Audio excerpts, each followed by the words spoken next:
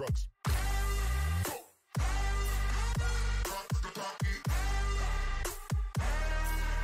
See your girl in the park.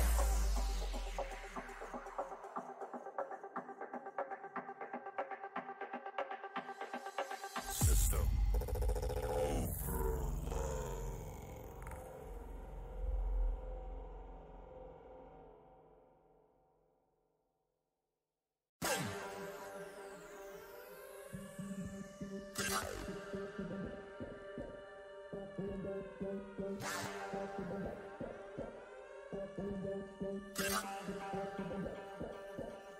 overload.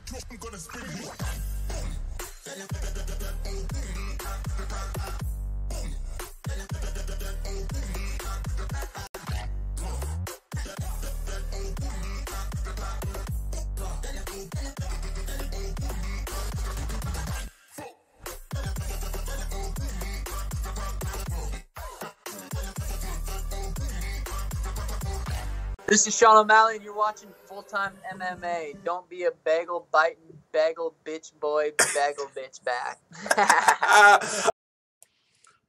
What is going on, Full-Time family?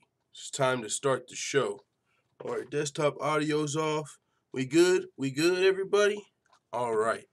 Well, with that being said, we don't have a whole lot to talk about today as far as news is concerned and stuff going on in MMA that I really, care about talking about. But there's a few things, like for one, Henry Cejudo versus TJ Dillashaw is in the works. It's not official, but it's pretty much set, it seems, for UFC 233 in Anaheim, California. And while it seems like the UFC may be closing the flyweight division, this fight will be taking place at flyweight. Dillashaw looking to potentially capture Henry Cejudo's title and become the champ before the UFC closes that division. So we will see how that goes. That could potentially be one of the final flyweight fights in the UFC, because they're definitely going to be closing that division down soon, it seems. Another fighter, Alex Perez, another fighter I can't think of off the top of my head, came out and announced that they were released from their contract and told that the division's going to be getting folded pretty much. So, yeah, the flyweight division's future is pretty grim, but we does look like we'll be seeing TJ Dillashaw versus Henry Cejudo fighting for that title at UFC 233. So that's interesting. Let's pull up the chat. And also, you know what we got to play, guys? We got to play this. You know what it is. Fucking UFC Yankovic. While I pull up the chat. We don't even got the chat bot going. I got to get that going. Alright. UFC Yankovic. Yo, this Joanna versus Valentina joint is lit. I just tweeted this shit out on Twitter. I tried to get Joanna to listen to it.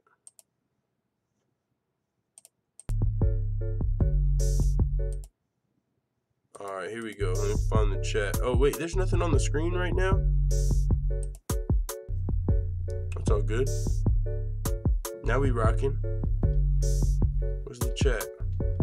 Be careful, Valentina, they're saying you're pretty confident, but here in MMA, I ain't the one that you want a problem with, so stop it, bitch, or Joanna gon' have to drop a bitch. I ain't about to lose and go out like my homegirl Ronda did, but speaking of losing, how about you and Amanda Nunes? She beat you twice, and for this fight, she's teaching, I'm the student, never truant, cause I really wanna beat you, I'ma do it when I do. Please don't go to the media with excuses, I know you beat me in Muay Thai, but this is different. This is more than throwing punches, knees and kicks and clinching. This is more like war, these motherfucking chicks is vicious, and anything goes. I don't fear any of these hoes, not even Rose, Tatiana, just Andrade, or Cyborg. If you're trying to frighten me, then you should try more. When we fight, we'll get it poppin' like July 4th. At UFC 231, you're gonna die, whore. It's the fight game that I adore.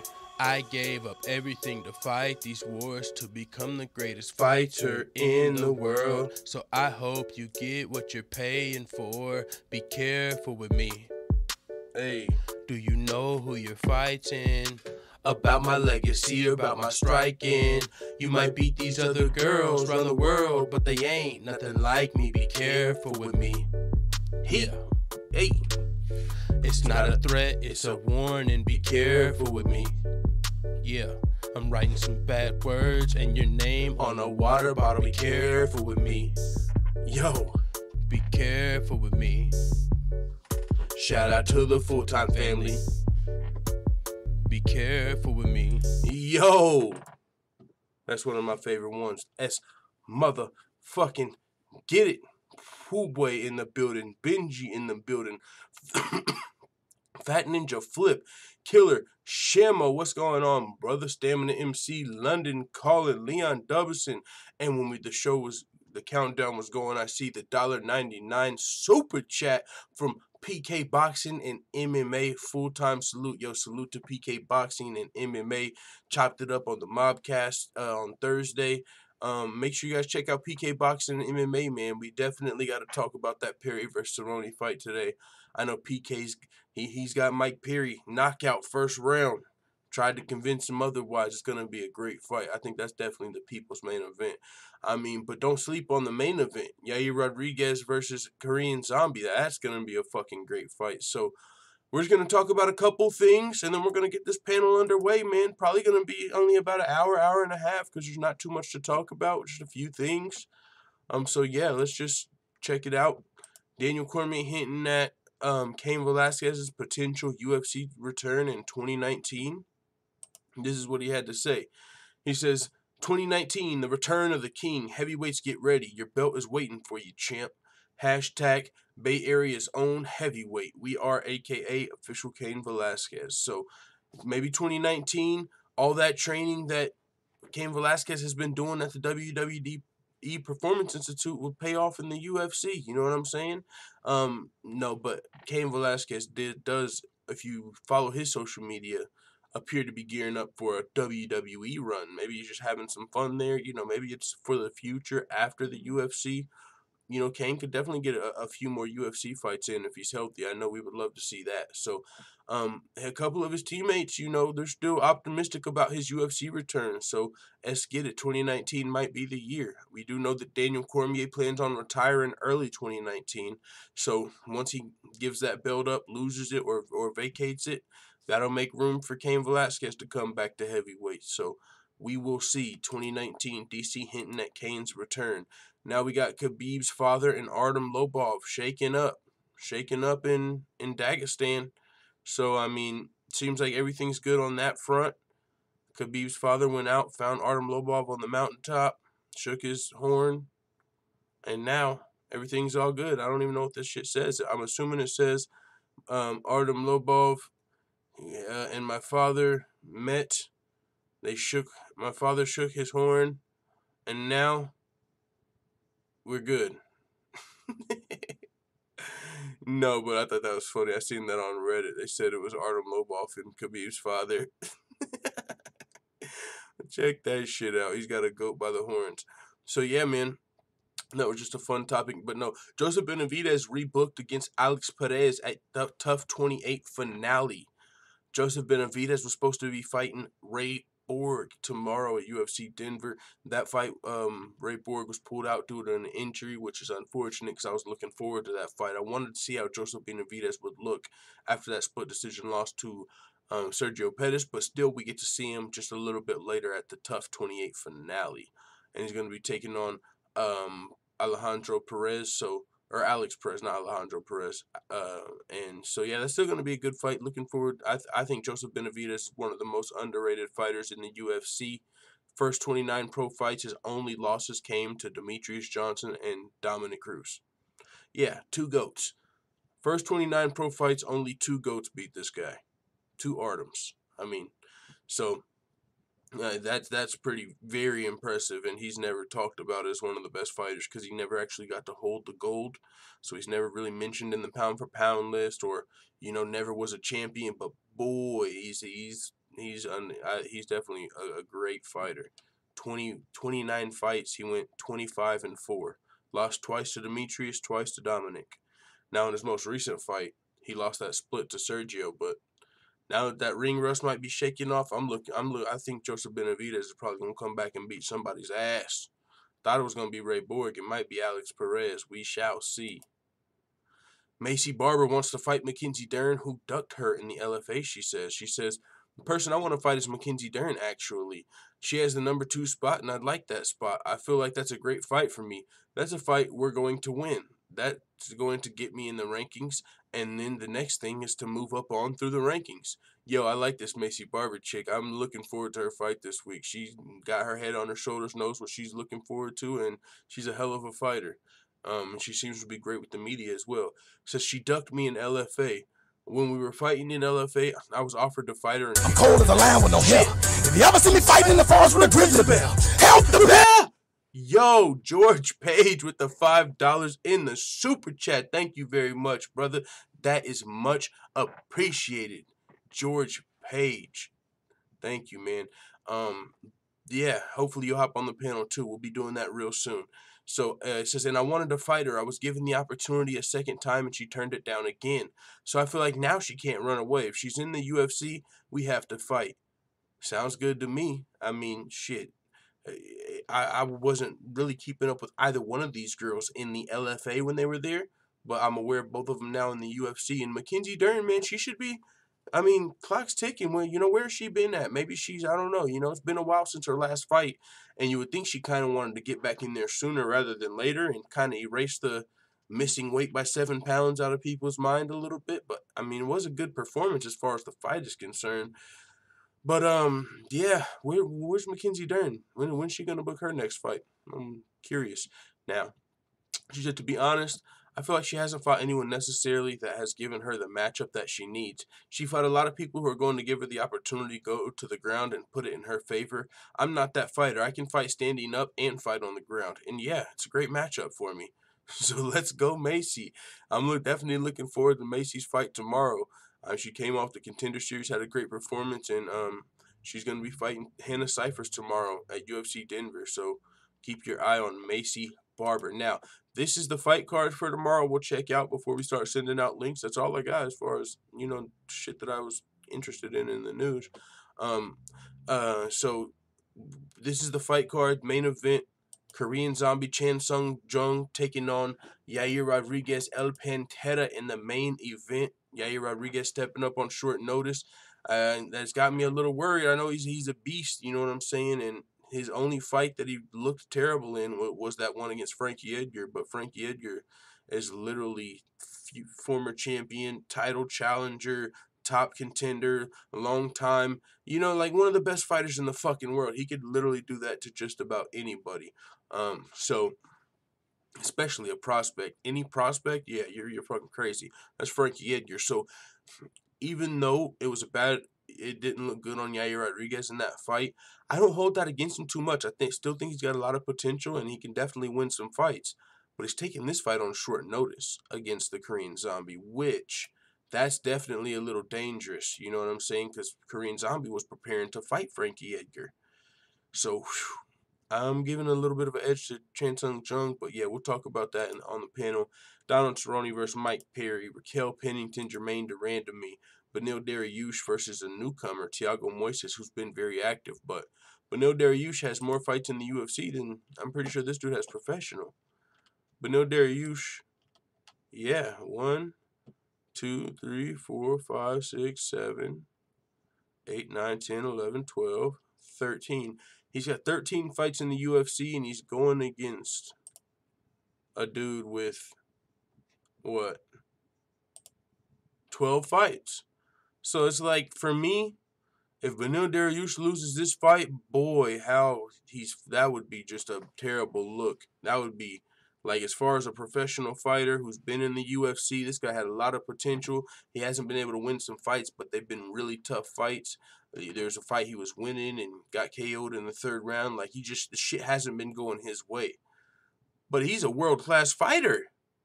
He's been in the UFC, since 2014, and he's fought 13 fights in the UFC fighting high-level guys. This dude's making his UFC debut. Bro, Beneil, we gotta pull through on this one, brother. We gotta win this one, Beneil. You know what I'm saying? There's a lot of places to go, I guess, if you lose this, now with Bellator, 1 championship, fucking, all these 1 championships, got a lightweight tournament.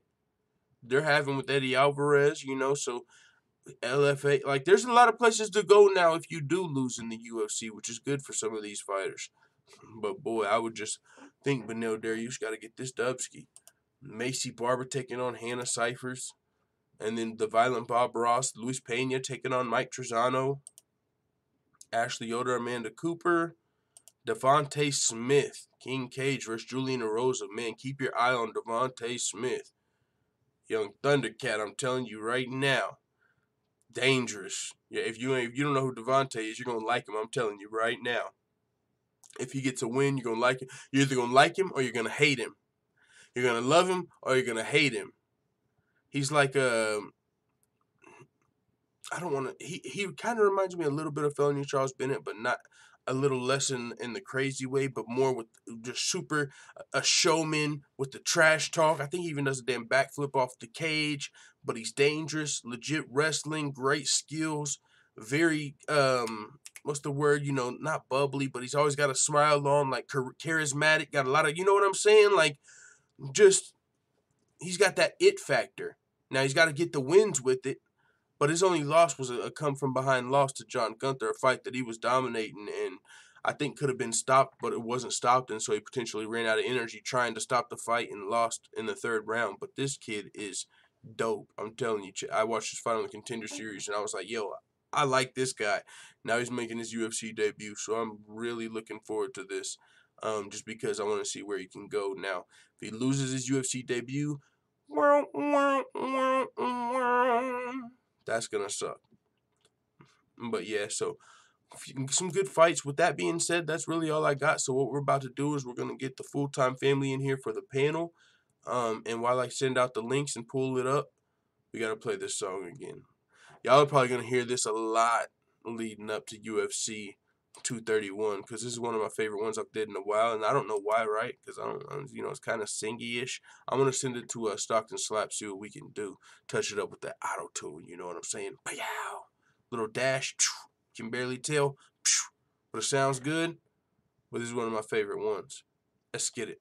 By the way, if you got social media, Instagram, Twitter, whatever the fuck you got, share this thing, tweet it, something at Joanna. Let's see if she can, you know what I'm saying, listen to this. And she gonna need all the help she can get coming to this fight with Valentina. So this might be a good little listen. You know what I'm not, Matt? I'll get the links.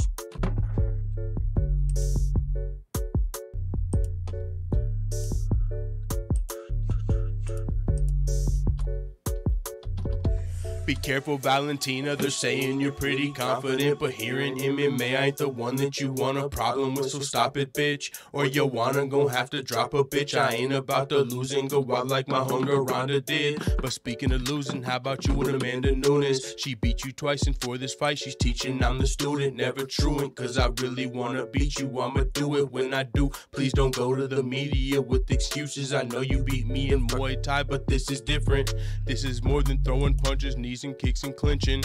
This is more like war. These motherfucking chicks is vicious, and anything goes. I don't fear any of these hoes, not even Rose, Tatiana, just Andrade, or Cyborg.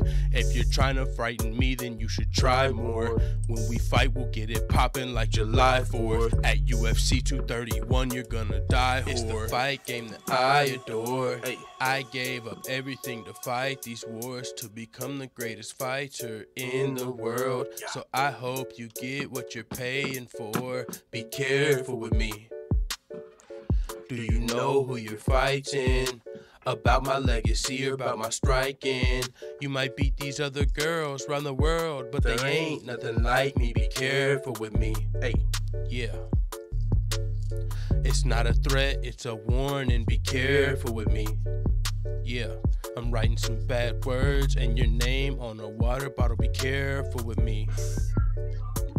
Be careful with me. Shout out to the full-time family. Be careful. I hear somebody on the chat. Support us on Patreon or PayPal. What's links going are in the description. Hey, be careful. I missed the song pretty good. Hey, how you doing, full-time? Pretty good. How's it going, George? All right, brother. We had a wild night the other night. Yes, sir. I like to always talk shit to Genesis. I like her. She's fun to have talk shit with. Oh yeah, that's my girl, man. I like Genesis. Yeah. That's always like I fun. Said, we talked about the situation with Cowboy and Mike asshole Perry. I'm hoping he get his ass knocked out, but like I said, I'm. This is Sean O'Malley, and you're watching. I think Perry might pull out a win if he can. I mean, you know. So like I said, Cowboy's been around so long. I remember the fight he had with Nick Diaz, and that was a battle. I remember Diaz put his middle finger up in his face. I mean, Diaz. Yeah, it was a bad night for Cowboy. Diaz was in his head, man. Yeah. But he was doing pretty good for one point. But then I think the last fight he got knocked out. I think what was it? I was watching that fight. I said, who was the last guy to beat him? Who, Cowboy? Yeah. Leon Edwards was the last one to beat him. Before that, he was knocked out by Darren Till. Yeah, I knew he was knocked out by somebody. I forgot But what he team. beat Robbie Lawler, I think, in the meantime, in between time, to a decision. And Robbie Law was one of the guys. He's been there since the days. I mean, Oh yeah, guys since like him, Strikeforce. him and Cowboy, those guys, they really need to consider retirement. I mean, they just been holding on. Oh, he lost to Robbie Lawler. He beat Yancy Medeiros. He knocked out Yancy Medeiros. But yeah, his most recent fight was a loss to Leon Edwards, a decision. Yeah, and then he got knocked out by Till. Yeah, I saw that. Yeah. So, what's the good news? What's the good news, brother? Well, the most recent news, I'll get your thoughts on this. Henry Cejudo, it looks like this might be one of the final flyweight fights ever. And I want to hear your thoughts on the UFC closing the flyweight division. But TJ Dillashaw versus Henry Cejudo at UFC 233 was just recently set. It's not official, but it's just they ain't made it public yet. But it's pretty much done. So what do you think about TJ Dillashaw and Henry Cejudo? I don't give a damn about Cejudo. They gave him a championship he didn't deserve. I mean, TJ had a better fight, and they didn't want to keep TJ as champion. I think TJ's probably better off now at champion one. And I don't think we all heard how TJ feel about Cejudo. He don't think he's anybody. He's not really competition, especially with the rivalry he had with Cody Garbrandt. I don't think it's real competition for TJ. I think it's a waste of time. Now, I mean, I'll say this. The one thing about this fight is it's going to be at 125 pounds, so TJ's going to have to cut that extra 10 pounds. And so that's going to be tough because we've never seen TJ at 125. He's been fighting comfortably at 135. Now, he probably can make the weight, but if he does, you got to wonder, how will he look? Because Henry Cejudo, he's an Olympic-level wrestler, gold medalist in wrestling. So at 125, that's really his world, so it'd be interesting. Do you think that it's going to affect TJ Dillashaw too much at cutting down to 125? It might, because you think about it. If he say he's been comfortable fighting as a bantam for a bantam. Yep. For a good while, and and dropping down to fly, I mean, it might be a stretch. I mean, I know they're not gonna do a catchweight fight because this is for the title, but what's the point anyway? Because once you close the flyweight division, there's no point having a title. Might we just make it a catchweight fight? Yeah. Make it 130. Yep, if you're closing the division, I completely agree. Like, what's the point of having it there? I mean, I guess if TJ wins, he gets to be like a double champ overnight, but then they're going to close the division the next day. Yeah, and what's the point of having a belt when you got nobody defending because you got no fighters defending? Because everybody's going to go either to Champion One, or they go to LFA, or they go to PFL, or they go to Bellator, or whatever. Now one. Whatever organization would take these guys who got nothing else to do because Dana White, I don't know, he don't like the small guys, but the small guys bring like this. The small guys are like with the featherweight women. The featherweight women bring a heavier, they can bring the knockout power. You'll see more vicious fights. And the fly guys, they bring more dramatic stuff. Like I remember when Bennett Anderson did that cage kick thing. You remember that? He just went across the cage like some shit like Bo Jackson went across that wall where he's catching that ball when he played for the Royals. I mean, that stuff is dramatic. I mean, it's just exciting. Or the flying armbar by Demetrius Johnson. That holy shit, that was crazy. Yeah, it's like this. The smaller guys bring more exciting fights. You're not gonna see a lot of slobber knockers and haymakers like if you're heavyweights, lightweights, and middleweights, but you will see fights that are exciting. I mean, that's the thing about we talk about with women.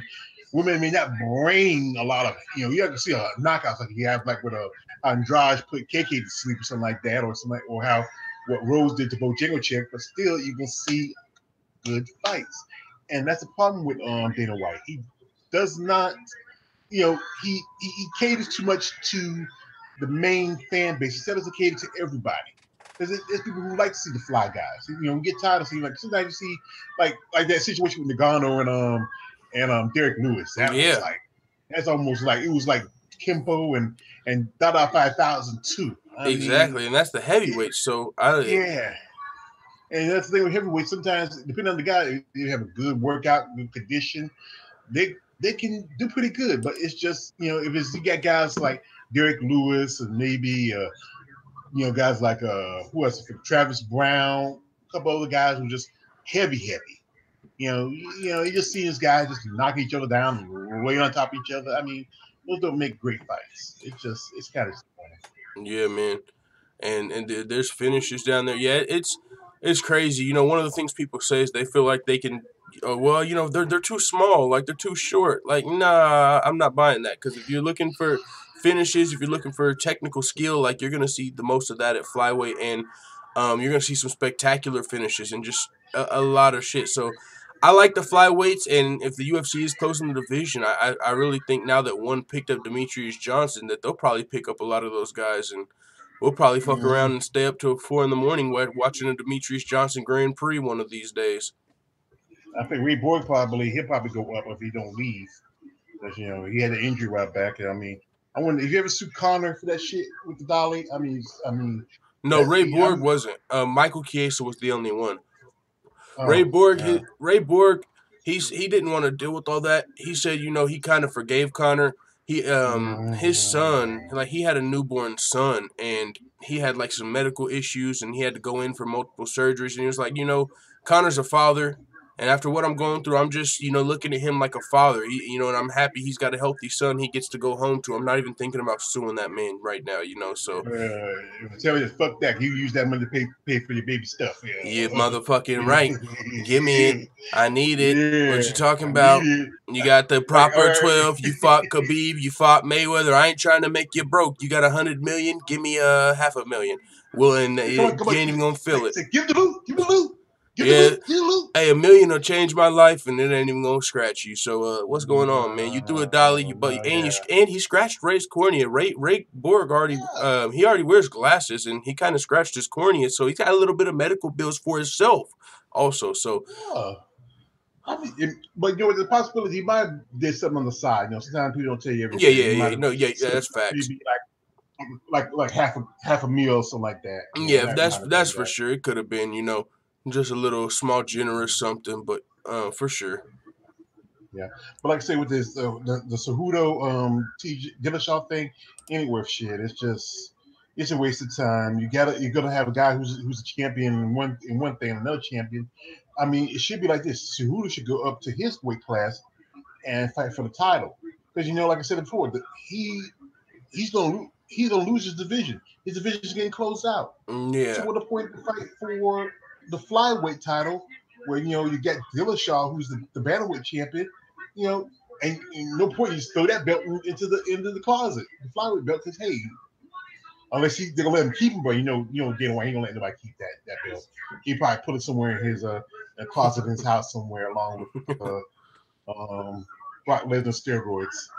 Yeah, and see now the thing about the reason that Cejudo's not going up to 135 because he wanted to, you know, because that would give him the opportunity of being a double champ. So that would be a better deal for him to go up and fight for a second belt. But Dillashaw actually wants to go down because he's like, you know, because arguably Cejudo, yeah, he beat Demetrius, but that was a close call. It was a close decision. So really, he hasn't done enough, Dillashaw and some other people feel, to earn a shot at another title. Like, you just won the belt. You barely won the belt. DJ deserves a rematch. So, you know, that's why they feel like he hasn't earned a title shot in a second division. That's why Dillashaw, who does feel like he's earned it by winning the belt twice and, you know, beating Cody Garbrandt twice, he feels like he's earned the opportunity to fight for a second belt. But I actually agree with you. I mean, if the division's gonna close, then what's really the point? You know, except for Dillashaw. It's kind of like the Daniel Cormier Brock fight. It's kind of a shit show, but Daniel Cormier deserves it. Yeah, okay, I hear you, but that's not really the best fight to make. It's not the best, you know, in my opinion, because with this division closing, yeah, there's not too much of a point. MMA Buds in the building, Forward in the building. Here's the Hangout link if you guys want to join. Yeah, come on, brothers. Talk about UFC Denver. Dillashaw versus Cejudo. One thing I talk about is I'm not calling her Rocky because she does not deserve the name. She quit. Everybody, if you think about Rocky, you think about Sylvester Stallone. Think about him sitting in the corner and say, "Cut me, Nick, cut me, Nick." You think of him going to Russia and fighting Ivan Drago, where Kale Pennington does not stand a chance against GDR. GDR is going to take advantage. She's going to do like, you know, I like using my, and my man Stamina's on here. You know, I like using my movie quotes. She's going to sweep the leg like Johnny did Daniel in Karate Kid. She's going to attack that leg. She, you know, I mean, she just needs to what they should have did was instead of giving somebody who's been beaten and busted, you got Juliana Pena. She just had a child. She's ready to go. She's been sitting off the side for over a year. She could have been ready for this fight. But GDR chooses to attack a weak and broken Raquel Pennington. That's sad. Now, do you think she chose this fight, or do you think this is the fight that the UFC offered? Because, I mean, honestly, if you look at the matchmaking, Jermaine Durandamy and Raquel Pennington are both coming off of title fights, you know, even though they're, you know, if you know the details to them both, but they're technically both coming off of title fights. I could see the matchmaker just offering them this fight, and do you take it or do you turn it down? Especially if you're GDR, it feels like they put GDR on the shelf, like, you know, maybe for turning down the Cyborg fight. So now they're like, all right, you want to fight? Here we go. Boom. So, I mean, if you're GDR and they send you the contract for Raquel, of course you take that fight. But you say Raquel Pennington has no chance. Do you think that, you know, because Jermaine Durandamy, she's more of a kickboxer, right? You know, her more of a stand-up fighter. Do you think Raquel Pennington even has a chance if she can get this fight to the ground? And that's a catch and go at full time. That's a catch and go. That's a possibility. Because I know Jermaine does have great takedown defense. Yeah. And, you know, and being, like I said, kickbox, that's the thing with a lot of fighters. The kickboxer fighters seem like you know, like Joanna and Valentina and you can't forget Antonita. Kickboxer fighters, I mean, just Muay Thai fighters do a little bit better than someone just like, look at Holly. Holly's just a kickboxer. But she never really, if she had took in some Muay Thai, and, you know, that would have helped out a little bit better. You know, but if it does hit the ground, and if, you know, like I said, Raquel has some good ground work maybe, but if you keep it standing, it's Jermaine's all the way. Yeah, I completely agree with that. If this fight stays standing, it could be a bad night for Raquel Pennington. Yeah. All right, now, so as far as the Cerrone versus Perry fight, I know that's another fight, you know, that you wanted to talk about. How do you think that fight's going to go? I'm hoping that Cowboy can put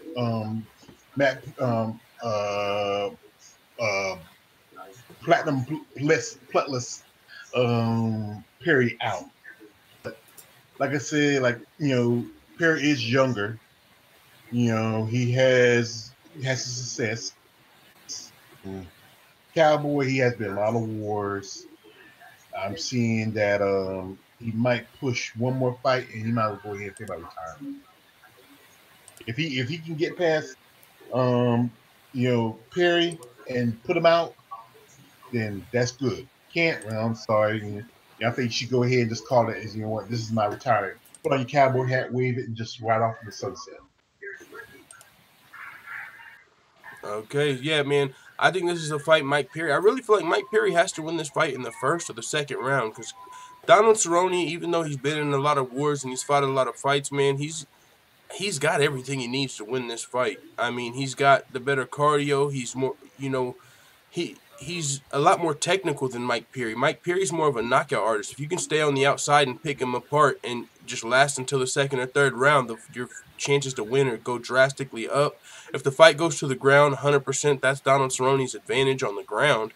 I mean, so Mike Perry to win this fight has to knock Donald Cerrone out. So I would hope Donald Cerrone tries to not engage in you know, any fan-friendly slugfest with Mike Perry. That would be ill-advised. To win this fight, I think he's going to have to take it to deep waters, take Mike Perry to deep waters, and I think he actually has a good chance to win. But like my boy PK Boxing and MMA says, Mike Perry's got a good chance to come in here and just knock this guy out in the first round. Yeah, and that's possible because I've seen first round knockouts. I was watching like the night we had the Mobcast. I was watching 223, and I watched how Joe Luzawa. I know I say that. Joe Luzawa. That name is very hard to say. Joe get knocked out by this guy Grits. I mean, you know, no, don't get knocked out. Grits. They did with the distance. Who got knocked out? It was one of the old schoolers got knocked out. It was a dude from Quebec, Canada.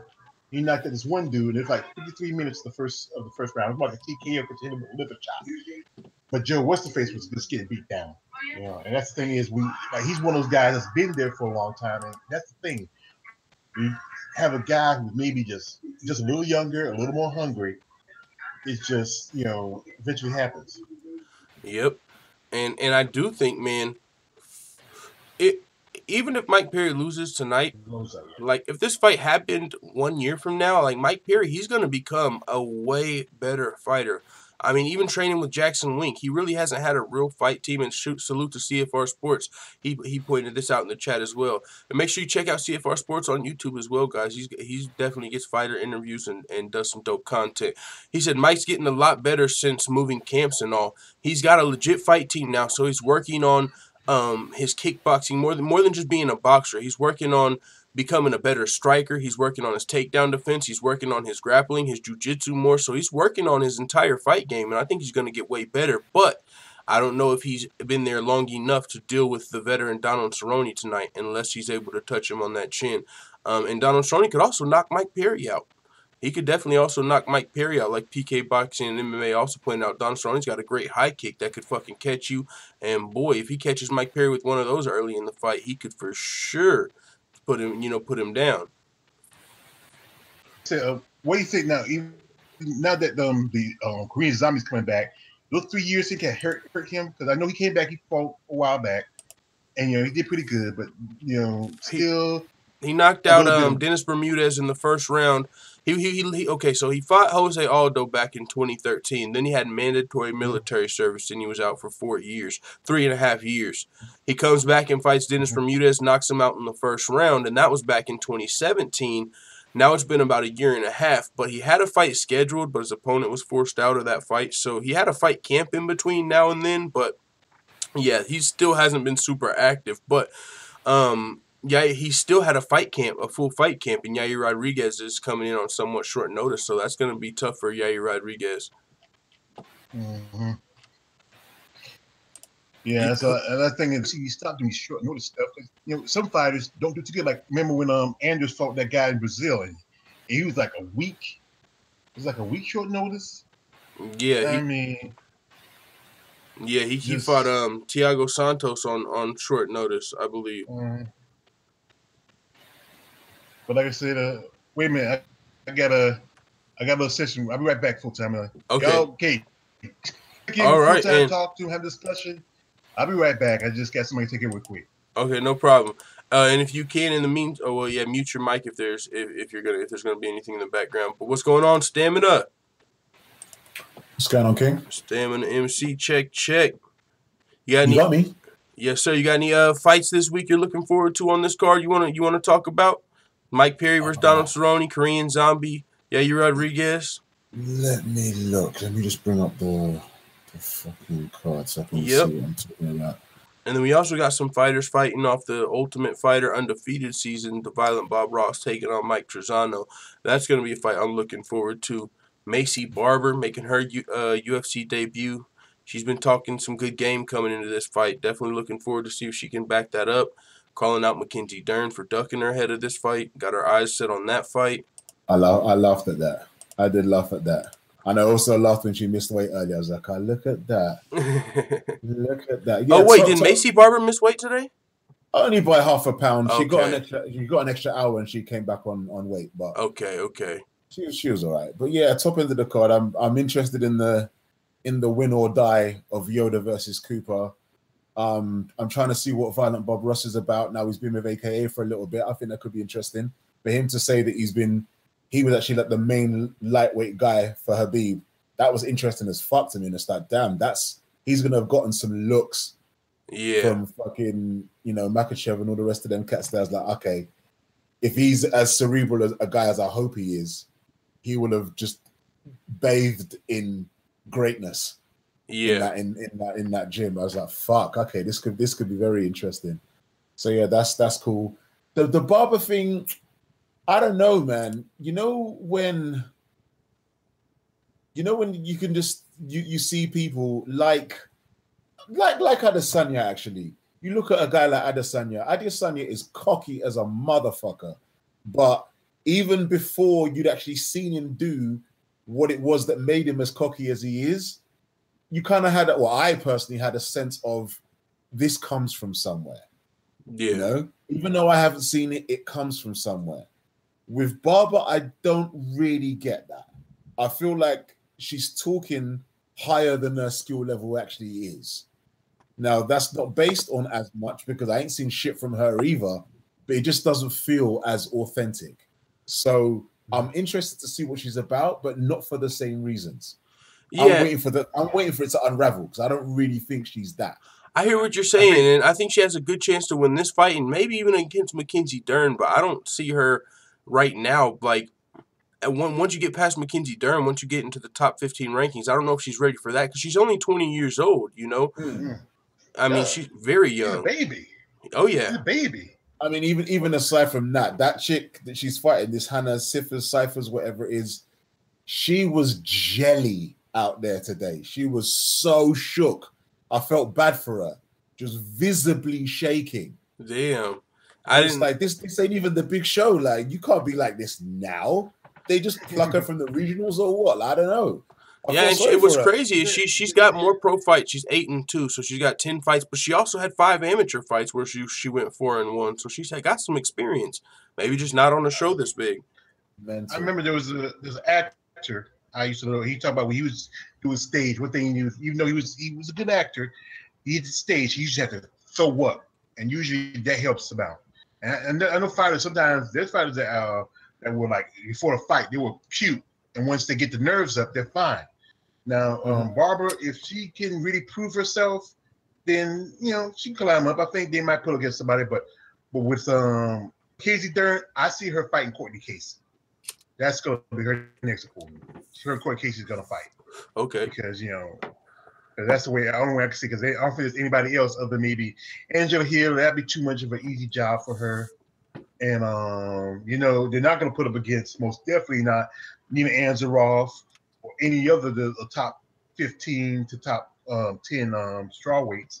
And people talk about the fanboys here talk about her fighting Ojigachik. She's gonna look like about that Priscilla Cacciera. No one has seen that bitch since Valentina put her out the pasture. Yeah, man. I see my boy Forward join the panel. Forward, I gotta hear your thoughts on Mike Perry versus Donald Cerrone. What's going on, Forward? Yo, can you hear me? Yes, sir. Yes, sir. Sweet. Yo, first of all, we gotta show some love to the chat. Obviously, shout out Leon Dobson, #RedStar. Obviously, you know what that means. Shout out Dennis Espinoza, CFR Sports as well. And yeah, for this Cowboy Perry fight, man, I mean, I'm looking forward to it. I mean, it's a good thing that Cerrone is planning to go to 155 after this, because I think he's going to be done at the division after Saturday night. Because I don't see how he gets it done against Perry. I think Perry is just too fast, too powerful, and some of the shots that I've seen landed against him, like by obviously the likes of Till and Edwards in recent fights, I feel like if Perry lands those same shots, he's got that killer instinct to finish the fight. So I don't see him surviving this one, but it's going to be a great fight. Obviously, it's a pretty good night of fight night as well in terms of all the fights that are on that card. So I'm looking forward to it, and I don't see how Cerrone survives this one. Okay, and is there any other fight you're looking forward to? What about Korean Zombie versus Yair Rodriguez? So I was really looking forward to Korean Zombie versus Frank Edgar, because I mean, I followed the whole entire 145 division, and I thought like this would be a great fight to see, but then it fell out, and then this is probably even a better fight, even though these are only two names I haven't really thought of whether they fight or not. I'll probably make them for a better matchup in just terms of their styles, the fact that they both come forward. They're very different, but the same in the sense that they both are pressure fighters, or they throw a lot of action in the octagon. But yeah, one's obviously a little bit more rugged with it, and obviously you got Yair, who's just like got obviously lots of different styles, obviously a lot of techniques, a lot of spinning kicks and whatnot. So it's gonna be an interesting fight, and I haven't really got a prediction for who will win, but I mean, it'll be pretty interesting to see if Yair calls out Zabit if he does get the victory, but maybe he'll just go stand and maybe look for another top featherweight. Yeah, that would be so lit if he got the mic and said, "I'm healthy now. Where you at, Zabit?" That'd be crazy. Yeah, bro. But so yeah, what are your thoughts? Because I mean, we pretty much talked about the card. I'll ask everybody. I'll ask you, get your thoughts on this as well, Stamina. I'll actually go to you now, Stamina. What are your thoughts on Henry Cejudo and TJ Dillashaw fighting at 125 pounds, even though the division might be closing soon? My instant reaction was, what the fuck? After doing a little fish around on Twitter and thinking about it a little bit more, I think the thinking is, yeah, it's TJ's accomplishments that are the kind of like the driving force behind that. And I personally don't feel like Cejudo really did enough or accomplished enough to just win a belt and then go up to challenge another champion. I didn't really like that anyway. As soon as he said that, once he'd won, I was just like, nah, pump the brakes on that one, I beg. Like, fight some of your guys and become a decorated champion in your division before you go up, because that's the whole thing of champ. You don't just win a belt and then just go somewhere else. Like, no. Like, defend, you know, whatever. Just accumulate some wins, blah, blah, blah. So the idea that because TJ wanted to do that before with DJ and it never came to fruition, he was ready to go down, he's ready to cut the weight, whatever else. It's okay, well, let's just do it. Whether there's a future for the flyweight division or not, it's an opportunity for TJ to do his thing, and it's an opportunity for Cejudo not to make any sort of excuses, because that's where he's always been. Yeah, so, and that's one of the things TJ said as well about fighting at 135. He's like, if I win at 135, people are just gonna say, oh yeah, he's a flyweight. Of course you win. So like, he's like, why? And on top of, he doesn't really have the accomplishments to fight for a second belt. So I completely hear that. And what are your thoughts on TJ Dillashaw versus Cejudo? Forward. Mute button massive. You're muted if you're talking forward. Oh, yo, shit. I was just talking to myself there for a second. Yo. You're good. Yeah. So, yeah, actually, much of the same sentiments, to be honest, just because I wasn't really feeling Cejudo going up to challenge TJ, especially if it's at the expense of DJ, getting obviously an immediate rematch, which he definitely would have deserved. But seeing how things planned out, I think this is the best case scenario, just because there are clear contenders at 135, but I mean, just because of recency bias, we're not going to be thinking about Moraes, even though he got that amazing 45-second head kick against Rivera. And we're not thinking about Dominic Cruz, because although he's back, what's he done recently? I mean, obviously he deserves it in the sense that he's in any case when John Jones comes back and he gets a title fight, it's kind of almost similar with Dominic Cruz, even though he lost his last fight, because you're such a long reigning champion, you're the greatest of all time at that division, you kind of always merit a rematch and always a fight at a title, especially when you've beaten a champion. So as much as those would have been valid fights, this kind of makes sense, especially putting TJ at 125, just so he can kill off the division in a sense. And I guess it gives TJ a chance to then win that. It builds TJ's name as well. You're trying to build a brand for somebody at that in a lower the weight classes. It builds his brand. He ends up being the final flyweight champion. You kind of answer the question of if he was going to beat DJ. Basically beats the guy who beat DJ, but not really, but he beats the guy who beat DJ. And he comes back up to 135 as a dual champion, even though it was stripped to 125 because it's finished. But my point I want to make is, what do you guys think of what happens if Cejudo wins? Because then if Cejudo wins, okay, he just retains his belt, but he just beat the 135-pound champion. But yet the 125 division is now gone, so he's gonna pretty much get stripped anyways. But then, I think he just becomes the bantamweight. Well, yeah, if he wins, he keeps his belt, and then it eventually just gets stripped. So yeah, maybe you go up and fight TJ at bantamweight since you beat him at flyweight. Now you fight him at bantamweight. My one thing is, why don't they make this a 135-pound catchweight fight? So that way it's kind of for both belts, but so that way, because if Cejudo wins, then you kind of just got a logjam in the division, because I don't know what Moraes is going to do now. I don't know what Cruz is going to do now. Obviously, Garbrandt's pretty much fucked regardless. But what's the rest of these guys going to do in the meantime if Cejudo wins again? Because then if Cejudo beats TJ, also then they're going to have to go fight for a rematch, and then it kind of leaves everybody in limbo. I said that earlier. They should have made it a catchweight fight. Well, the catchweight would be at 130, but it wouldn't be for anybody's title if you did that. Yeah. And I don't even think it's a super fight if you don't do it for a champ. This is only a super fight if it's for a title. No, but my point is, if you do it at 130, then it's for both belts in that sense. Because obviously you need to kill off the 125 division regardless, so it has a fitting end rather than Cejudo just being stripped after winning the belt. So if you just do it for both belts at 130, the commissions can find some way to. They can find some sort of. Yeah, that sounds weird. I don't know. Fighting for the 135-pound belt at 135. I mean, I hear what you're saying though, because you're trying to get both belts on the line.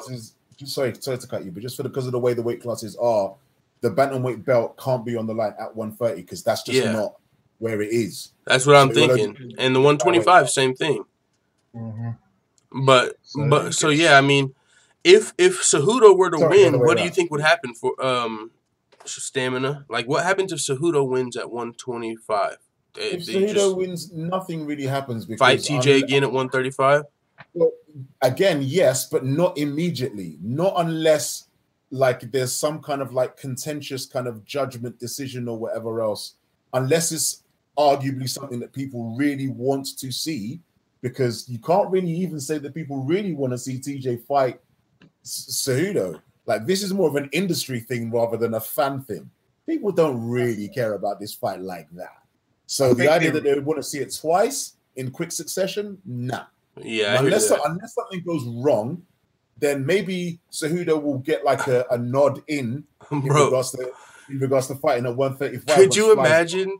Could you imagine the trash talk? Like, let's say Cejudo wins at flyweight, so TJ goes back up to fight Dominic Cruz, and so it's TJ Dillashaw versus Dominic Cruz, and TJ's coming off a loss to Cejudo, but he's still the bantamweight champion. Could you imagine the trash talk from Dominic Cruz? Like, dude, I already beat you once, and you just lost to a flyweight. Like, he would be just serving him. That would be crazy. And if he lost after that, on top of all that, messy. Yeah, exactly. Messy. Yeah, but then if you're Cejudo and you win at 125, wouldn't you be expecting an immediate title shot? Oh yeah, for sure. No, you got a great point. About what you're expecting. Fuck what you're expecting. Yeah. But would the UFC do it? Giving you that shit? No way. They're not doing that. But then you have to wait at least for that fight, because you're not going to fight somebody else at 135 when you've just beat the champion. I wouldn't make. Yeah, so that's what I'm about to say. So what would you do if you're Cejudo? Fight a top contender? No. They'll just make him the #1 contender at 35, but they'll just let number waits. And then let Dominic Cruz fight one time, and then him fight next, probably. Or something like that. See, he would probably just wait. Yeah, he'd probably just wait. But he won't get the next fight. Fuck that. But let me just paint the scenario that I had in my head. What if Cejudo finishes T? Then if you just finish the champion, and then you're waiting for someone else to face the champion and beat them or lose to them, then how does that make sense for you to sit out if you just finished that guy? That's the only exception. If he finishes him for sure. Right here, finish. Then it's like, okay, now you need to cement it now. Do it again. That's the only way. I think Cejudo could cut a hot promo on the mic if he finishes Cejudo. Like, whoo, I just finished this guy and it wasn't even for a belt. I'm ready to do it again. Like, that would be. Here's the better fight. The better fight should have been TJ versus DJ. That's the better fight. If TJ went down to fly to fight DJ's belt, or DJ went up to Bam to fight for his belt, that would have been the better fight. Instead of this guy who's like, I consider him like, it's like what everyone wanted George Buster Douglas. It was business. It was business. All the excitement in the world from other fans doesn't put money on either of those guys' tables, so they couldn't make it work. We all wanted that, but it couldn't. I know. We all know what it's about. Yes, we do. It's just but like I said, by truth by standards, I think. In his mind, I think TJ will probably rather fight Demetrius Johnson than of course this pretender, this chump, this jobby, this jabroni. Yeah, so Cejudo was never on anybody's radar like that. You know what I mean? It's just like TJ's this super decorated, record-breaking fighter. It's like, okay, yeah, you are, but you fight little guys. Fight someone that can actually fight, and we'll see. That's what all the talk was from the beginning. But even back then, Dotson. DJ was more interested in fucking Garbrandt low key, which was a little bit weird. Yeah, he definitely liked that Garbrandt matchup. We know why. We don't know why. Yeah, now we know. Yeah, we all know why. Yeah, Coach has taught us. We all know why. Coach Thomas, Coach, we missed you, Coach. We need you here. Yeah, salute to CSH Combat Sports. Make sure if you haven't yet, I know a lot of you already are, but make sure you go check out the coach's channel. Yeah. Make sure you subscribe. Dog. But I was going to say, you guys, I thought about this, just a little fun scenario. TJ Dillashaw beats Henry Cejudo at 125, wins the belt, and says, all right, fuck you guys, I'm going to 1. I got to beat DJ because he really wants to fight DJ, like for his legacy. Like, forget these UFC belts. I'm going to 1. But no, I'm sure he's got a contract, but that would just be funny. He's not going to do that. He's not going to do that. he wants to fight. He goes to fight in the one flyweight Grand Prix. Oh, dude, if a flyweight Grand Prix with Dillashaw and Cejudo in it, I'm in. Yeah, David send those boys out to me if he do that kind of shit talking. This trade thing makes us know that all things are possible. Anyway. Ooh. UFC and one could easily just set up a little one-off. Yeah. Anyway, they could easily do that. The channels are open now. And like Bellator, I'm sure they would like Eddie Alvarez, man. They need to work out a deal. I wish they would have got Alvarez. Or maybe one works out a deal for Michael Chandler. I don't know. There's so much possibilities now with this trading. Actually, like we said this with Bellator, like Coach just mentioned this, they need to get more younger stock. If Bellator can get Super Sage Northcutt, and if they get TJ, you got Goku and Krillin together. I mean that would have been really something really to build up there. We have one's about to have Goku and Krillin with Demetrius Johnson and Sage Northcutt. They're about to pick them both up. Yeah, that's the thing. And I know Dana White's pissed because he put all this money to his kid. Now he's running over to another company. But you know what? You think he is? No, of course not. Because if you really cared about it, he'd have given him another contract. Sage is doing that because he's a free agent, which means that they weren't fussed enough as to re-sign him. So he's just trying to capitalize on the look that the UFC gave him as long as he was there. If they really wanted him, they would have kept him there. They can put golden handcuffs on anyone if they want to. They didn't want to. They don't care. They do with Conor's ass. I think it's a situation with the UFC and Sage where they like him so much they know it's not in his best interest to be in the UFC at this point. There's not many more fights to give him. He's not going to be a top 15 ranked guy in the UFC. So, I mean, there's not much longer for him to fight unranked guys in the UFC. So my thoughts for Sage when he became a free agent was I wasn't even thinking about one, but Bellator I thought would be a great fit for Sage. Because for one, they MVP versus Sage, I like that matchup, and all the guys that MVP has beat, I feel like you could feed to Sage, and he could just be a showcase for Bellator. But one who in their mission said they're trying to like build real life superheroes. There's no better fit for you than Sage Northcutt. So I could see UFC or even say not even the UFC, but like Sage's management, like for sure looking at these other places and just knowing the UFC is not the best opportunity. And I could see the UFC like realizing, we probably can't pay Sage what he's worth because the wheels are gonna fall off if we keep him here. So I could see them letting him go for that reason. So that's a good shout. That's a good shout. I like that. And so yeah, I mean, are there any other fights you guys want to talk about on UFC Denver? There's really not a lot as far as going on in the MMA news. I mean, Daniel Cormier hinting at Cain Velasquez's UFC return a little bit, but he's talking about 2019, and of course that's going to be after DC retires, so that's just speculation. But other than that, I actually have a question. Yep. Yeah. Yeah, so I mean, okay, so obviously we know that 125 is pretty much gone, right? So they're gonna add a new division. We can all pretty much assume that. So, and it's gonna be 165. So what would you guys be preferable like matchup to start that division in terms of like it being a automatic champion? So what two guys would you put to fight for that title? Oh my God, there's so many good fucking 165. Those divisions are stacked. I could give you like 10. I mean, we could look at a GSP and a Conor, a Khabib. I mean. Askren, there's just so many dudes. Kevin Lee. Yeah, I mean, if you're looking at 160, if you're looking at 165, I mean, you want to go with the guys that are super fights, or you want to go with just legit contenders like a Kevin Lee and a Masvidal, or do you want to stick? I mean, we're talking about a UFC, so it's going to be a super fight. So, I mean, if we're being honest, I don't know if it's even much of a question because they had Holly Holm versus Jermaine Durandamy to open up, a division, so they could just and then to open up 125, it was like Nico and you know what I'm saying. But you're right. They're female divisions. I mean, you could look at a Ben Askren versus a Khabib if Khabib wanted to fight for a second belt. But if Conor and Khabib are suspended, so you got to look somewhere else. You could look at a Tony Ferguson, Dustin Poirier, and then from the 170 pounds, you could look at Askren.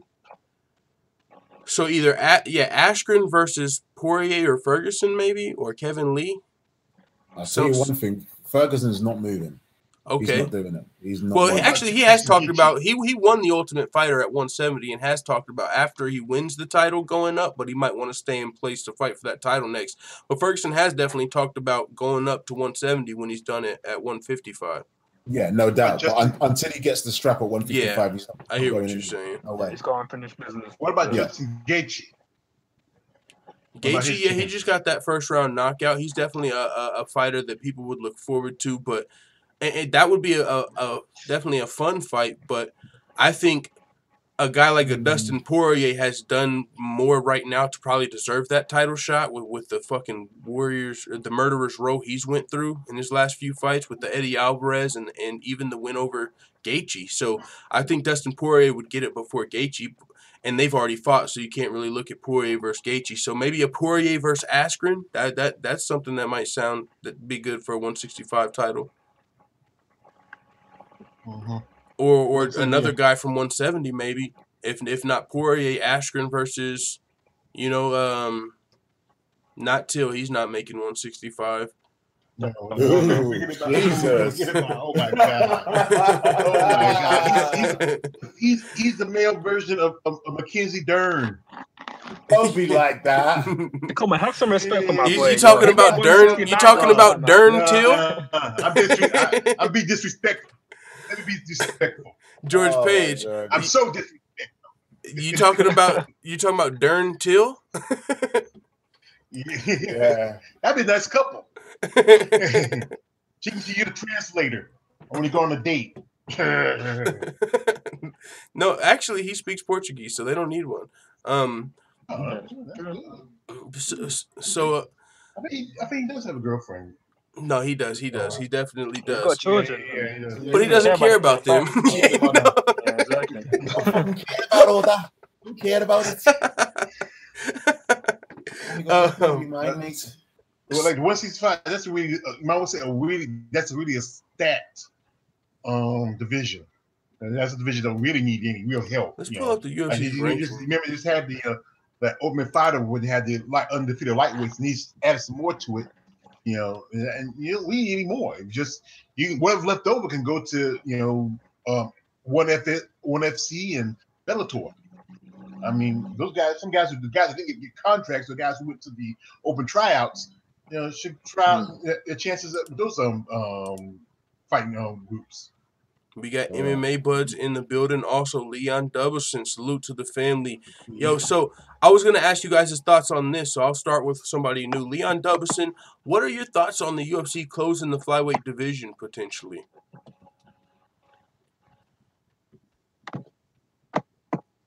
And Leon... He's on mute. He's not, though. Yeah, he just unmuted it, but it's still... Yeah, we're waiting on his response. Yo, Leon, man. Through. Yo, mate. Yeah, he muted his mic and unmuted it, but it's not coming through right now. So let's do something like this. Hey, man, the Nunez gonna get knocked out by Cyborg, Leon. Yeah, I see you unit sucking on a straw. Pause. But so all right, well,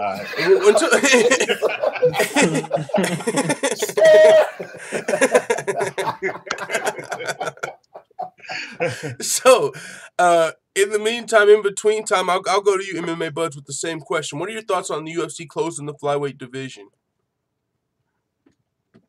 And you're on mute if you're speaking. Yeah, go ahead, brother. Tell yourself something mute. All right, MMA, but all right. So I'll go to you forward. What are your thoughts on the UFC closing the flyweight division? Yeah, I mean, I guess we already touched on it a little bit, but I mean, I guess it has to be done. I mean, if the main guy, if obviously DJ's going, and we look at the division, most of the guys have already kind of fought, and they're not really, again, big names. So yeah, it makes sense for the division to go at this point. I obviously feel bad for a lot of the guys who aren't getting a shot at 135, but I guess, I mean, the way I look at it is they're trying to save obviously funds, because obviously this is a company that's just made obviously a huge payment. They are kind of in debt as well, so they're getting a lot of names off the roster that they don't need. That's a lot of money that they can save up on maybe getting new guys if they want to as well. So they're paying off. Yeah, it's a sad. Yeah, exactly. So it's sad that it's going, but at the same time, understand it, and yeah, it's not that big of a deal to me personally. I mean, Okay, although those are fighters that I do like, and I would like to see obviously in new organizations going forward. It doesn't really affect the UFC that much. That's really what I'm getting at. I'll say if a lot of these guys, let's say, because one picks up Demetrius Johnson, if they pick up a lot of these flyweights, and they've already announced a flyweight Grand Prix, would you be interested in like a flyweight Grand Prix? With a lot of these UFC flyweights, you know, if they potentially got signed to one, do you think that would be a good move for them? Yeah, that would be a great move for them because I mean, there's a storyline of obviously them all being shipped away from the UFC, so they kind of all have that chip on their shoulder. Yeah. I think for a lot of guys who aren't even into that one, they'll kind of want to tune in just for that to see what actually happens. Yeah, that would be dope. So that's definitely the best move. Yeah, exactly. Okay, so and yeah, we have already touched on this a little bit. Do you have any extra thoughts on the UFC closing the flyweight division, Stamina MC? Additional thoughts? No, I've talked a bunch. I want to hear from Leon and from Buds. All right, MMA Buds, you back? Come on, guys. Leon Doveson. Leon Doveson. I'm here. MMA Buds is in the building. Okay, what's up, family? Bud. Yo, what is going on? Brother. Welcome to the Terra Dome. Perfect timing, saving the best for last. All right, MMA Buds, we need your I'm thoughts. offended. Fuck you, don't say that. Hey, I was offending myself too.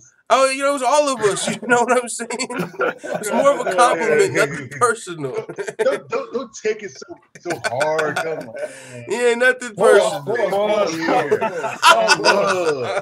Don't take it so hard. Like Amazing X says, it's all spice and laugh. It's all love.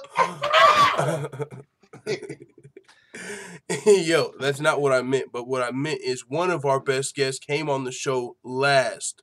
You know, the original panel that's always here is, of course, the best. Stamina MC forward, and of course, George Page with the epic movie quotes. But MMA Buds is in the building, and now his mic is fixed, and he's here. So let's hear MMA Buds' thoughts. And also, just to explain it for Stamina MC, it's toward the end of the show, so I wanted to bring up last. You know, come on, nothing personal, nothing personal. You that much to your girl, man. I feel like you're overcompensated out here. All right, well, with that case, fuck you then. No, I'm just kidding. That's what's up. That's what's up. Hey, Steve, I know you want to, but I'm not your type. Oh, hell no. George, I'm right. You, bro. She's on the way. She's probably already on the plane. Pull up, bro. Trust me, she's pulling up. You should be looking at your blinds right about now. you're tweaking. Anyway, I'm sorry. Anyway, please, Buds, the floor is yours, man.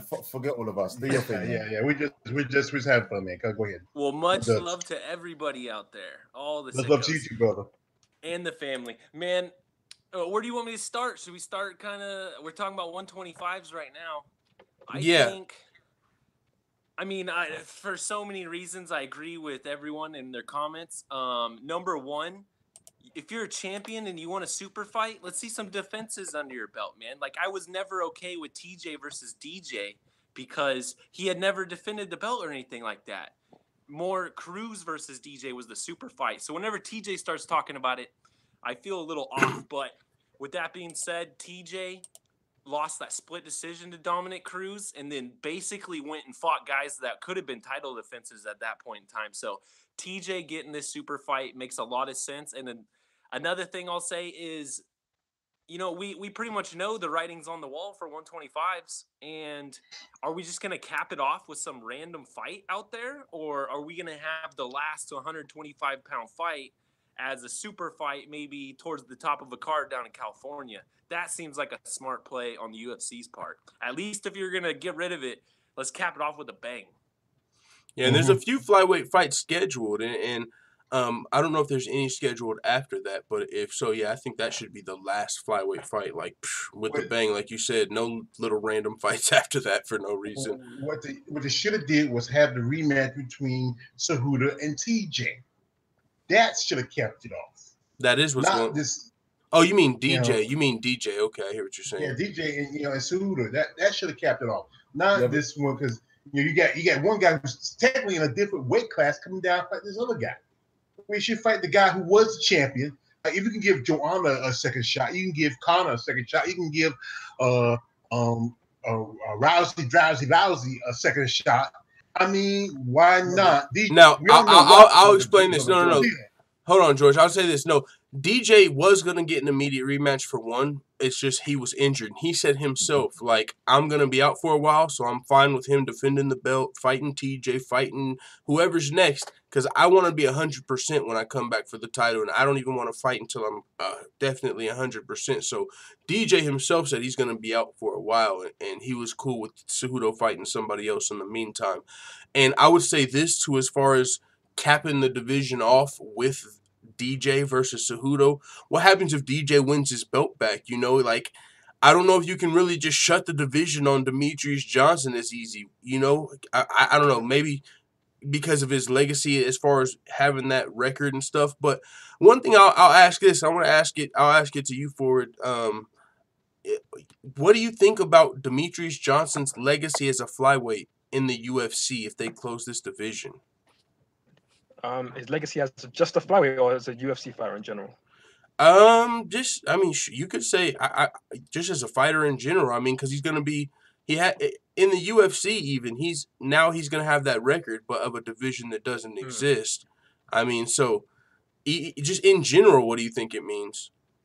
Yeah, I mean, although everyone's gonna look at the flyweight division and say, "Oh, he didn't fight the best fighters," I mean, I guess that's the only real knock, because other than that, he was an entertaining fighter. You know, his fights got better as they went on pretty much. He has some of the best finishes, obviously, that flying armbar, that last second finish of Horiguchi.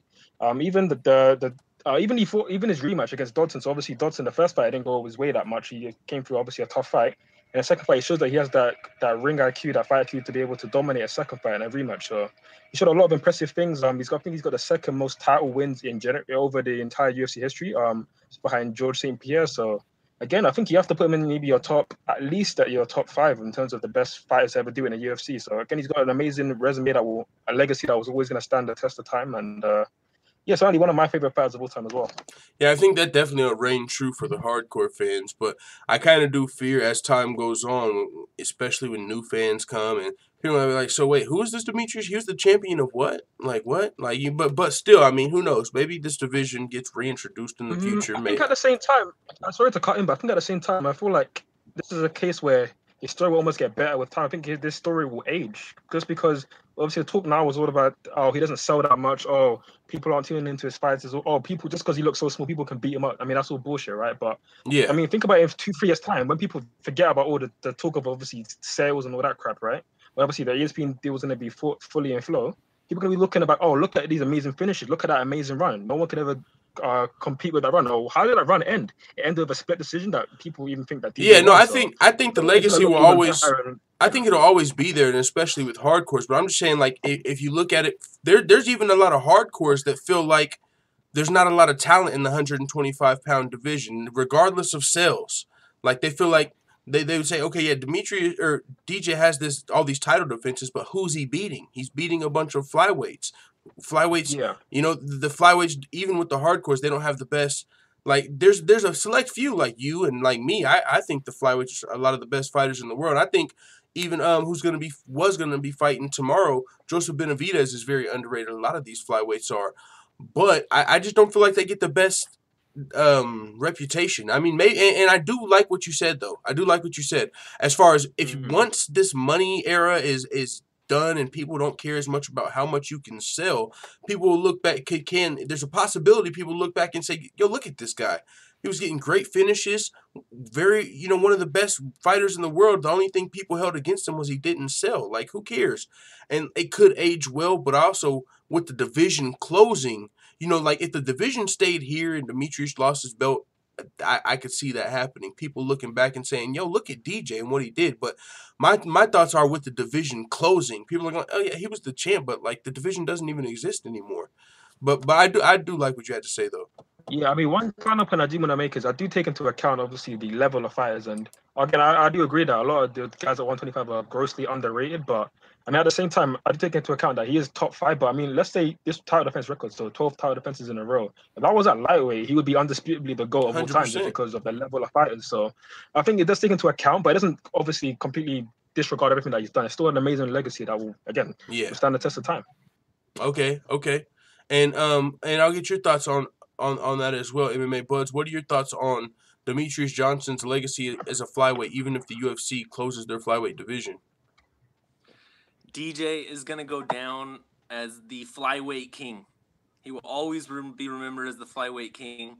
He came in the UFC, pretty much won the tournament, but not really, but apparently the judges down in Australia can't count, so we had to figure that one out for real. So his one fight that he really came close to losing, I thought, was way long ago. I agree with a lot of people that say he beat Cejudo. So yeah, I'll always remember DJ as he came and beat Anderson Silva's record, man. Like, Anderson Silva is one of the reasons I got into this sport, his run that he went under with all his finishes. And yeah, flyweights, it wasn't the most entertaining thing for a while, but there towards the end, man, DJ just started finishing folks, and it got crazy. I'll always remember him as a great. For all these people that want to slander his name and say he was running from TJ and all this shit, guys, they wouldn't even pay him the amount of money they were paying CM Punk after he had already lost.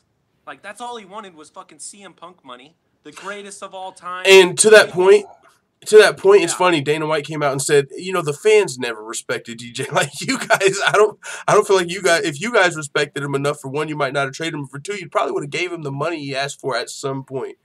But go ahead, to that point. You're muted. Yeah, man. So he'll always be the greatest to me, and they just never properly paid him. We could have had so many awesome super fights, but the UFC never paid these people.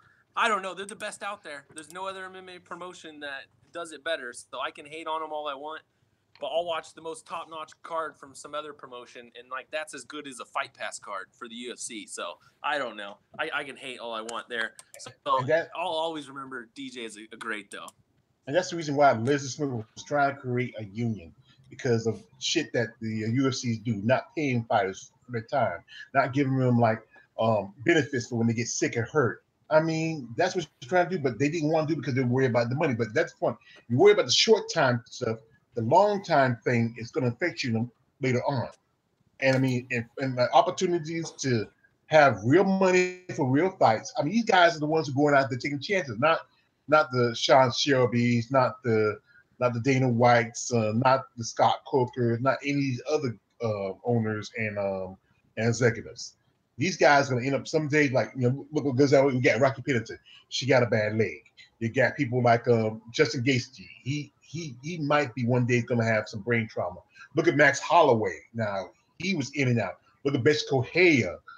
Look at what happened. Look what happened. Look at Kat Zingano. Now, I'm just going to come in and play devil's advocate, even though I do love what you're saying. I'll say you are completely right. They don't take the chances physically, but they do take some financial risk, But at this point, they're coming up. Their value has been steadily increasing. And I think there would also be some people, some people that would say, well, if these people don't like their pay or whatever, or if they don't like taking these chances, then they don't have to be fighters. But I do like what you're saying. I'm more on the side of what you're saying. I'm just putting that out there just to have it in the air. But like I said, I'm gonna quote this, y'all got the movie. Like Rocky said, I'm a fighter. That's all. That's what that's what he's going to do, to fight. That's it. That's all. Thing you can't walk. It's hard for somebody to walk away from that. Rocky said, I'm a fighter. Stamina loves the quote, right? to drive the point home. Leon Doubleson in the building. Is the mic working? Family. Show your love. And yes, full-time family, if you haven't yet finished biting your bagels, don't be a baby back bagel biting bitch boy. Smash the like button like your middle name is Khabib. All right, Leon. The Eagle. Leon Doubleson, is your mic working? I see you're unmuted, but we still don't hear it. He's been talking on the, typing up here on Hangout, but he hadn't said anything. I don't know. Something must be wrong. Probably some technical difficulties. All right, guys. Well, is there anything else you guys want to talk about amongst the panel before we do our closing thoughts? Anybody? I seen you, Dan, or MMA Buds. You said something about Andy Foster, I think, earlier in the chat. You said, would he allow it? I don't know. Maybe I was just trying to remind you because I was curious what you guys were talking about in the chat. I don't know if you remember what the point was of the conversation, but it was maybe not. If not, we'll just do our closing thoughts. Okay, go ahead. Yeah, man. So Andy Foster, for those who don't know, is the athletic commission, whatever, the head guy in California. And he's the one who's been tackling weight cutting the most, or trying to. And what he's did recently at UFC 227 is he posted the same day weigh-in weight for all the fighters. And we found out that Cody Garbrandt actually weighed less than everyone else. He weighed less than Cejudo, DJ, and TJ, and we got an idea of where they're at. A lot of them are cutting 13% of their mass, which is crazy. They want to cap it off at 10%. Like, you're way dehydrated at that point. You're taking more brain trauma at that point. I don't care. Honestly, fuck steroids. Who gives a fuck? Give everyone steroids. This is the biggest problem in MMA. It's extreme weight cutting. And one thing that I was thinking of is, okay, Andy Foster says if you come in over 10% over, I can move you up a weight class. He's not going to. I wonder why he's even allowing this fight to happen. He's going to let TJ come in and drop a weight class down to 125s where he knows he's going to be over 10%. So that's crazy in my mind right there. But if he comes out and recommends that not only Cejudo should move up to 135, but TJ should move up to 135, and he never should have dropped down to 125.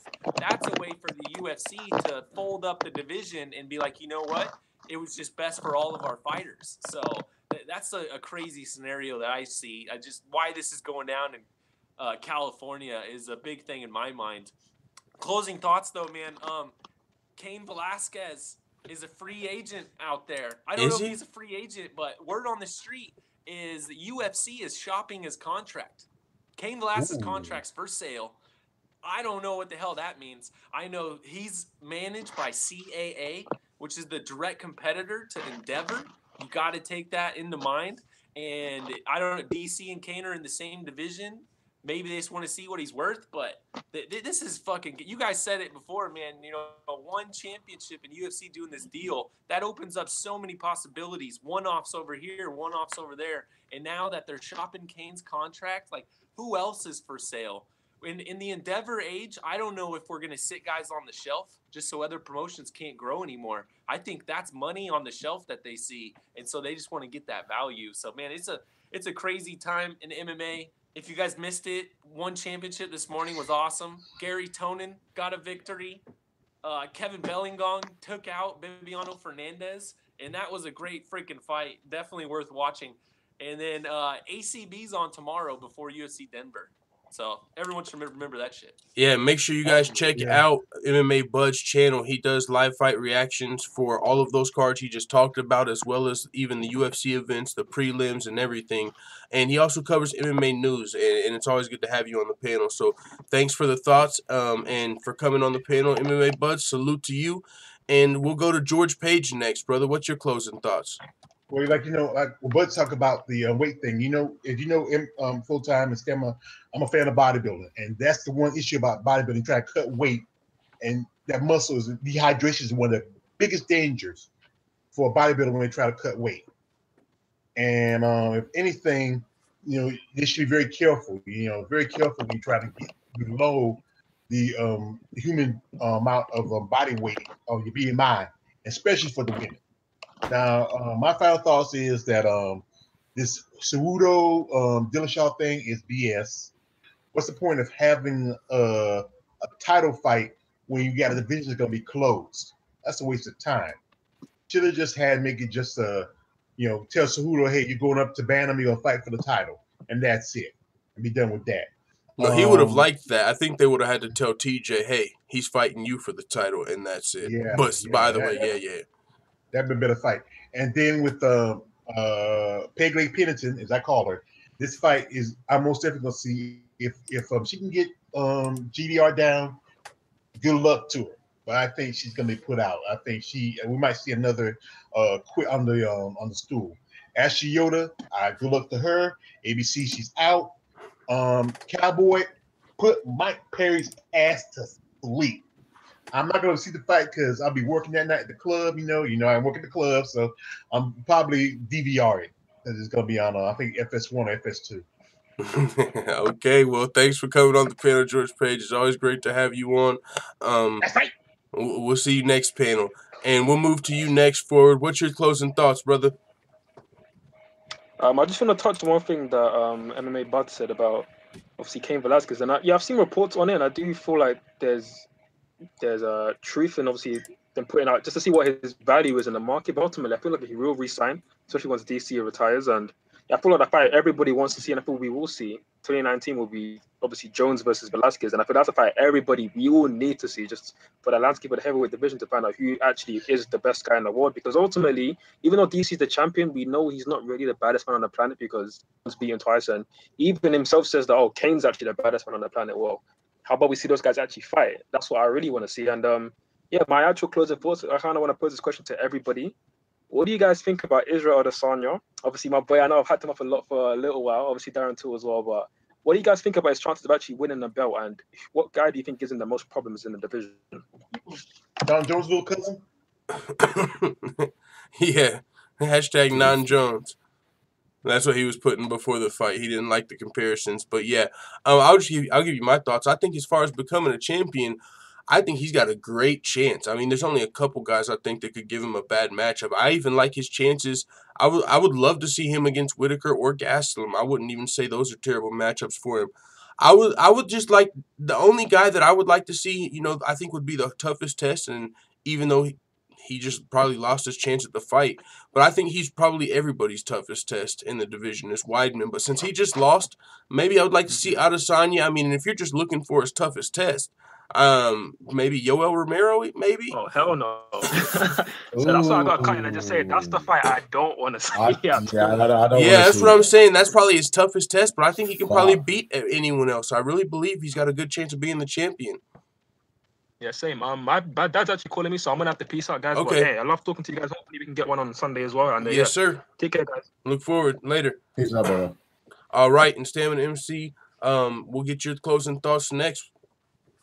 Closing thoughts, partly in kind of like a follow-on to what Buds was saying with the whole CSAC weight limit kind of recommendation type thing.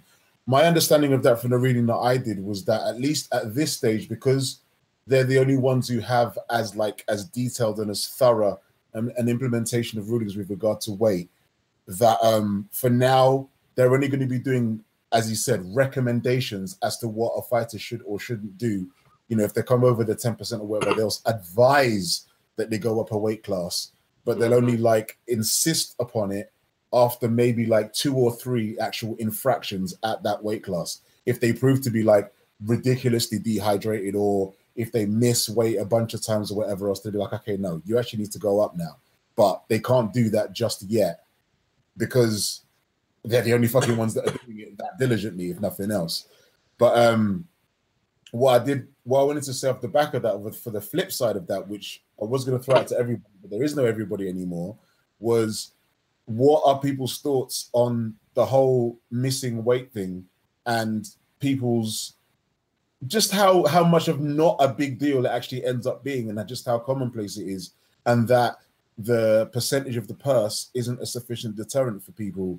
And does anybody like or disagree with the idea of either the fighter who misses weight losing a point immediately once the fight starts, or if the person that's missed weight actually wins that fight, they can't advance in the rankings after otherwise? I like the first one more. I love that one actually, because I feel like a lot of the times, or some of the times when fighters miss weight, when they use their grappling in that fight, they have a weight advantage and they out wrestle a guy and lay on top of a guy. I've seen that multiple times. Not to throw anyone under the bus, but there was a guy I remember. He fought Desmond Green in Brazil, a Brazilian fighter. I believe his name was Michel Prasaris. He came in 5 pounds overweight, and then Prasaris, that was a fucking shit fight as well. I was so angry watching that. Yeah, and so when they come in and they miss weight, and then they had just out wrestle you, I'm like, so I think that point would really help with them trying to win that decision. So hopefully that point could offset some of those decision victories people might try and gain that advantage with. So I do like that, or even if not that, maybe more money, because there's got to be some deterrent. And as far as missing weight not meaning much. I think it's partly because they've set a precedent to where you get rewarded for missing weight. The whole beginning of this year, they were rewarding people for missing weight, whether because they win their fights or because they get a title shot after missing weight or a big opportunity. Instead of getting punished, it seems like people are getting rewarded a lot of times. So people are like, if I miss weight, I miss weight. And even, like when you lose a little bit of your money, but if you're a Mackenzie Dern or someone like that and you miss weight and you get the win, after a while, people kind of forget you miss weight unless it's becomes a meme, essentially, and that becomes your nickname or something. But what are your thoughts, MMA Buds, on what Stamina had to say? I love the fact that you brought that up because that's what I hear a lot as the first thing when people bring up, because when you bring up the weight limit thing, the other part of that 10-point plan is he wants more weight classes. He wants 165, 175. And the thing everyone always brings up is we don't want people jumping around. Oh, if you lose the title shot 155, you're just going to jump up to 65 and whatever. So one thing, definitely you got to have a more stringent penalty. 1 point right off the top, I love it. I love taking way more of their money too. I think 30% for the first pound, each additional pound, add on another 10%. There you go. Mackenzie Dern should have lost 80% of her money to that chick that she fought when she came in 8 pounds over. That's a whole nother weight class up. Yeah. Yeah, she accepted that fight. She should have took all that money home with her. So I think the deterrent, taking away the point, they'll try coming in way closer to weight. There's so many split decision 29-27s out there, or 28-27s, and you have 1 point off that, you can't even win that. The best you gets a draw. So that's just crazy. No one would do that. They wouldn't come in overweight if there was a lot more of that going on. And so, I think that's a great point to bring up. All right. Well, thank you guys for coming on the panel, man. It's been awesome. I'm just going to close the show playing my Joanna Cardi B song. So, no, thank you guys for coming on the panel, man. We'll probably do another one Sunday after the fights. It's been fun. Salute to MMA Buds and Stamina still on the panel. We're out. Are you going to do one for Vishev in return, though? I already had it halfway written. You know what I'm saying? I had one halfway written, but I might. I might. I was thinking if I should do the same beat. But yeah, I might. I kind of had an ideal already, so I might. Okay, just curious. Obviously, you've got time. The fight's ages. Yeah. Just thought I'd ask. I probably will. Shout out to Blurry Vision, who's apparently calling me the GOAT for some reason. With his super chat. Don't know why that is. Oh, we got a super chat. Why didn't it pop up on the screen? I'll take that. All right. Yeah, thanks for the $2 in the super chat, Blurry Vision. I did not see that. Thank you very much, Blurry Vision. Stamina MC is the GOAT. I agree. And you guys make sure. Full time. Yep. Quick plug to the family, man. My streaming channel got shut down for a couple months, so go follow World MMA Buds for all the live streams for ACB and the Fight Pass prelims and shit like that. But shouts to the family. World MMA Buds. All right. Well, thank you guys for coming on. We're going to get off here. I'll just close the show out, but thank you guys. I'll talk to you guys probably this Sunday. Later. All right, family. That was the panel. It is always fun when the panel comes on the show. This is Sean O'Malley. That shouldn't come back up. It's always fun when the panel comes on the show. What a fun panel, man. That was dope. We'll probably do another post-fight when tomorrow is UFC Denver. Going to be an epic night of fights. You can only imagine. I mean, literally the main event and co-main event are, when you just look at them, are potential barn burners. Mike Perry versus Donald Cerrone. I mean, Mike Perry could fight a smart fight, but it's still going to be hard to avoid that pressure from Mike Perry, and it could not go. It could very well go Mike Perry's way, as you heard possibly PK Boxing and MMA say, or even today on the panel you heard Forward speaking about. So that's going to be a fight. Can't wait for. Korean Zombie versus Yair Rodriguez. Can't wait for that. That's all going down tomorrow. So looking forward to the fights. We'll be doing a fight companion, of course, tomorrow, watching the fights, reacting to the fights, and we're going to be starting all the way. I'm looking forward to Devante Smith's fight, too. I can't wait for that. So let's have some fun, family. It's going to be a good day tomorrow. We're going to end the show the best way I know how. Hey. Make sure you subscribe to UFC Yankovic if you haven't. I I gotta write a verse for Valentina Shevchenko, but this one's too good. Be careful, Valentina. They're saying you're pretty confident, but here in MMA, I ain't the one that you want a problem with, so stop it, bitch. Or you wanna gon' have to drop a bitch. I ain't about to lose and go out like my homegirl Ronda did. But speaking of losing, how about you and Amanda Nunes? She beat you twice, and for this fight, she's teaching. I'm the student, never truant, cause I really wanna beat you. I'ma do it when I do. Please don't go to the media with excuses. I know you beat me in Muay Thai, but this is different. This is more than throwing punches, knees and kicks and clinching. This is more like war. These motherfucking chicks is vicious, and anything goes. I don't fear any of these hoes, not even Rose, Tatiana, just Andrade, or Cyborg. If you're trying to frighten me, then you should try more. When we fight, we'll get it poppin' like July 4th. At UFC 231, you're gonna die. It's the fight game I adore. I gave up everything to fight these wars, to become the greatest fighter in the world. So I hope you get what you're paying for. Be careful with me. Do you know who you're fighting? About my legacy, about my striking. You might beat these other girls around the world, but they ain't nothing like me. Be careful with me. Yeah. It's not a threat, it's a warning. Be careful with me. Yeah, I'm writing some bad words and your name on a water bottle. Be careful with me. Be careful with me. Shout out to the full-time family. Be careful with me.